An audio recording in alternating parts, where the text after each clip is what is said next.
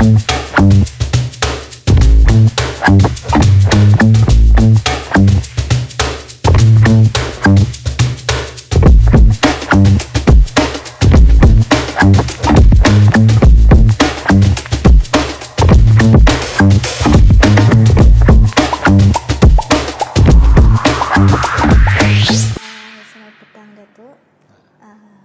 dari kerja kah? Oh, selamat petang. Panggil saya Nelson sajalah. Tidak, tadi saya dari Papar. Ada program lah kita sedikit di peresmian Tamu Manggis petang sebelah pagi tadi. Tapi baru selesai lah dan cepat-cepat kita datang sini lah. Kaitan APCO juga lah. Ya, dia ya lebih kepada program parti mewakili presiden kita lah, Datuk Ewan Benedict dalam peresmian Tamu Manggis tadi. So sebagai ahli politik kan, Datuk ni bagian mana lah? Sebagai ahli politik sekarang ini, saya rasa kau pun tahu, saya ni adalah Setiausaha Agung APCO, ketua bagian APCO Beaufort, tapi saya secara menyeluruh lah di Sabah ni, di mana-mana pun saya boleh pergi. Jadi macam tadi saya pergi bagian Papar, kita hadirlah acara program parti kita di Papar. Kalau Datuk, hobi Datuk apa? Hobi saya? Apa yang Datuk suka buat lah kalau macam masa lapang macam tu? Kalau saya ni dulu ni, saya ni aktif bersukan. Dulu hobi saya, minat saya ni pernah main rugby, main bola. Saya pernah wakil Sabah main bola, saya pernah wakil Malaysia sampai main rugby. Tapi sekarang sudah berumur sedikit ini, tidak boleh sudahlah, tidak mampu sudah. Oh, kurang aktif lah sudah. Dulu memang aktif, memang suka bersukan lah.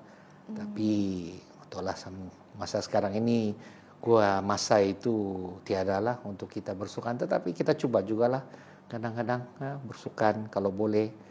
Mungkin bukan cergas atau fit macam dulu lagi, tapi ya, kadang-kadang dengan kawan-kawan kita bermainlah bola, sukan. Kalau bolehlah ada masa. Nelson sudah kahwin lah kan? Sudah kahwin. Sudah kahwin. Ada berapa anak? 3 orang anak. Yang pertama anak saya umur sekarang 12 tahun, yang kedua 8 tahun, yang ketiga 5 tahun. Lambat sikit lah saya kahwin, sebab itu anak masih muda-muda semua. Diorang aktif lah juga bersukan macam anak saya ya, yang pertama itu dia minat dia memang gimnastik lah, kami hantar. Dia sudah dalam sukan gimnastik mau 5 tahun sudah saya rasa. Anak saya nomor 2 laki, dia ni aktif tenis dengan basketball. Anak saya yang nomor 3 ini kami masih fikir lah dengan istri saya apa sukan yang dia minat ini. Tapi dia masih kecil kan. Dia masih kecil lah, tapi dia minat main piano lah. Kami ada hantar dia pergi main piano. Ya. Apa yang macam menarik kamu ni untuk join politik? Sebab kan kamu kan sudah peguam sudah. Panjang ya, okey ya. Saya jawab, saya cuma kasih pendek lah di jawaban. Okey.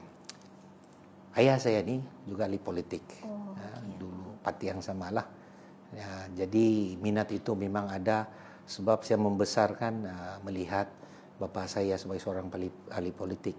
Saya pun selalu ikut dia waktu saya kecil dululah, dan saya melihatlah, dan saya pun saya rasa minat itu datanglah. Datang. Tapi beliau saya ni, bapa saya ni, dia tidak, terus terang dia tidak galakkan saya atau adik-beradik saya untuk ikut politik. Kenapa? Sebab dia cakap kehidupan politik ini penuh cabaran. Jadi apabila saya masuk politik itu, dia pun terkejutlah apabila saya masuk politik. Sebab itu bukan daripada undangan dia, tetapi daripada kawan-kawan yang lain lah. Jadi sekarang saya ini bertugas sebagai peguam lah. Dulu saya pernah jadi magistrat di Sarawak, Kuching selama 3 tahun. Jadi selepas 3 tahun, saya memutuskan untuk letak jawatan dan kembali ke Sabah. Dan apabila saya kembali ke Sabah, pada waktu itulah saya terus ikut aktif politik. Dan parti yang saya sertai adalah parti ayah saya juga, iaitu parti APCO. Dari sanalah mula perjalanan politik saya lah. Bermula daripada ketua pemuda sehinggalah saya menjadi Setiausaha Agung sekarang. Dan bersyukur jugalah parti telah memberi saya tanggungjawab untuk menjadi ahli Dewan Negara lah, ataupun senator. Dan kini saya sudah menjadi senator selama 1 tahun. Ada tinggal 2 tahun lagi lah untuk saya menjadi sebagai seorang senator. Jadi kalau minat itu memang minat lah, sebab politik ini saya rasa Siti pun tahu, sebab Siti sekarang bersama-sama dengan kita dalam Parti APCO. Perjuangan politik ini memang penuh cabaran, dan saya ucapkan syabas juga lah kerana orang muda macam Siti ini dalam usia yang muda begini sudah membuat keputusan untuk menyertai parti politik seperti APCO. Tahniahlah. So maksudnya Nelson punya macam motivasi ni untuk join politik ni dari bapa sendiri lah. Ya, daripada bapa saya, dan saya melihat beberapa pemimpin, tokoh-tokoh politik. Kalau dari parti kita, saya terus teranglah saya berminat apabila saya melihat kelantanganlah pemimpin-pemimpin kita, konsistensi mereka dalam perjuangan, seperti Tan Sri Bennet Dompok lah, Presiden pertama. Dan yang betul-betul menarik hati saya, ini saya ingat ya, saya mau kongsikan. Saya ingat waktu saya pernah menghadiri satu persidangan APCO lah. Pada waktu itu saya belum menjadi ahli, saya baru balik ke Sabah. Dan tiba-tiba muncul satu individu lah, masih muda. Dia dipanggil ke pentas, dia berucap. Wah, ucapan dia berapi-api, memberi semangat, tapi orang muda. Dan orang muda itu sekarang menjadi presiden kita pada waktu ini. Dan daripada orang muda itu juga saya betul-betul kagum lah.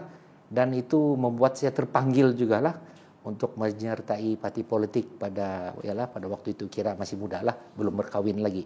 Jadi pada waktu itu juga lah saya membuat keputusan. Bahwa saya melihat ada juga orang-orang yang lebih muda daripada saya ini yang boleh menjadi pemimpin dan lantang. Dan itu yang kita maulah, apa yang terbaik untuk kita semua. Sepanjang jadi ahli politik ni kan, apa yang macam benda yang paling mencabar lah? Paling mencabar?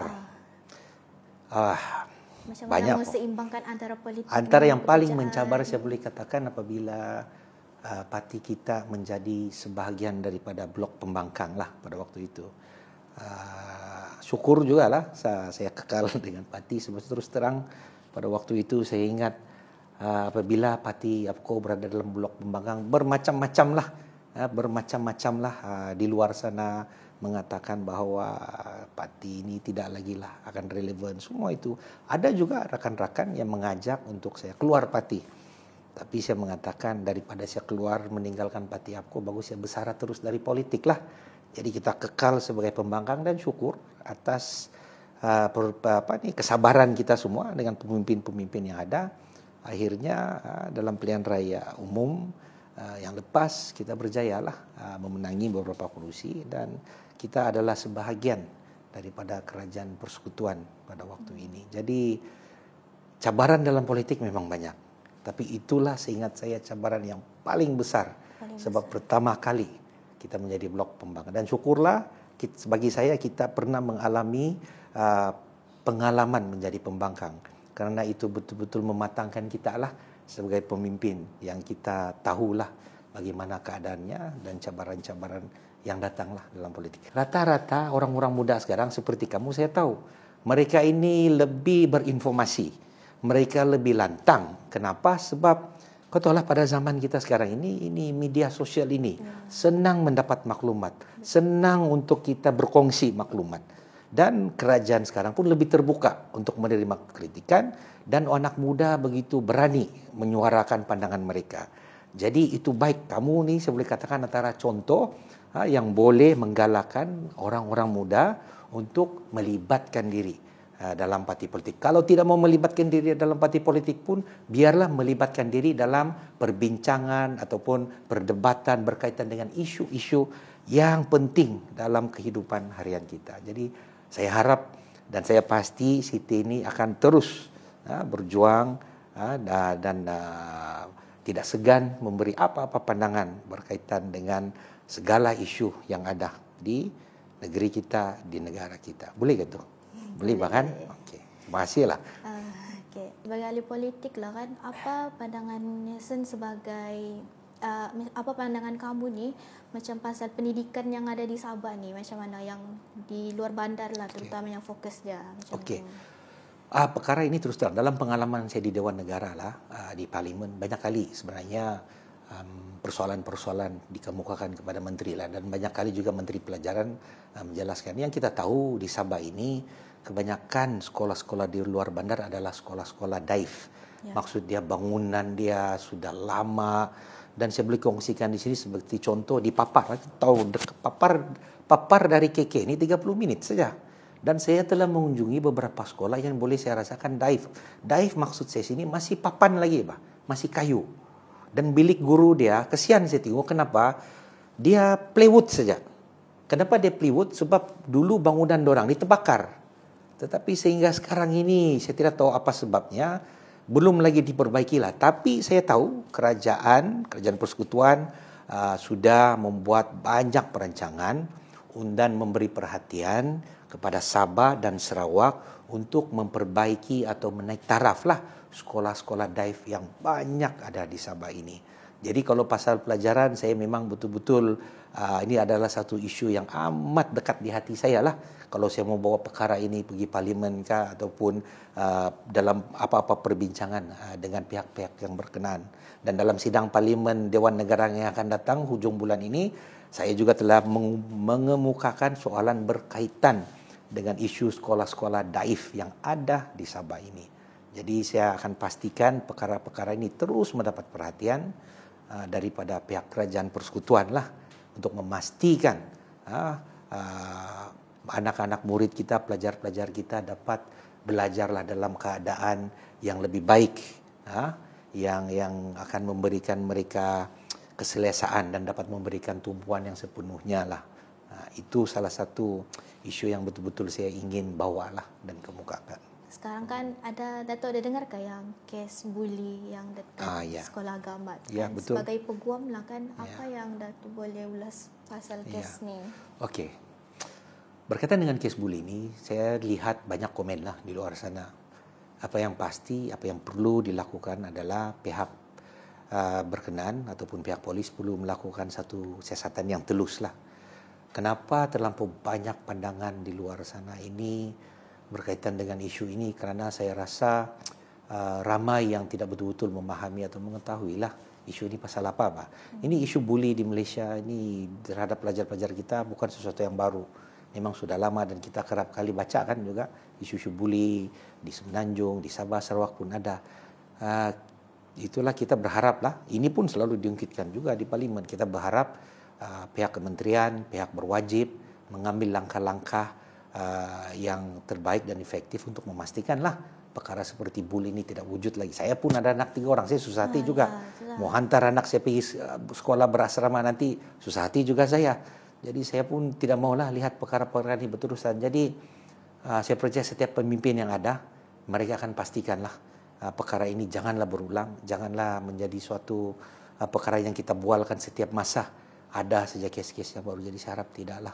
Tapi saya belikan yang kes tu, kenapa macam orang tidak buat siasatan, dan kenapa pihak sekolah tu kan suruh tutup mulut, tutup kes tu? Ini saya ada baca tu pasal. Ya, terima kasihlah ini kau utarakan isu ini, kamu juga kau cakap ini.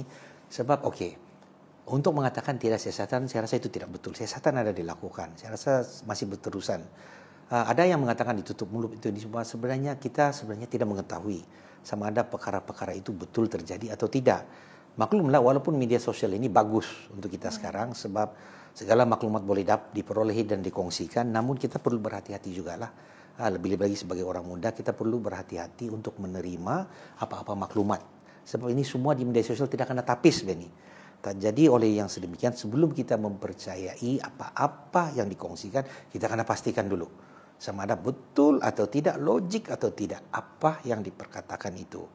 Namun saya yakin juga belia-belia kita, orang-orang muda kita, mereka saya percaya lebih peka dengan keadaan semasa, dan mereka akan lebih bertanggungjawab lah sama ada untuk mempercayai atau tidak sesuatu isu itu.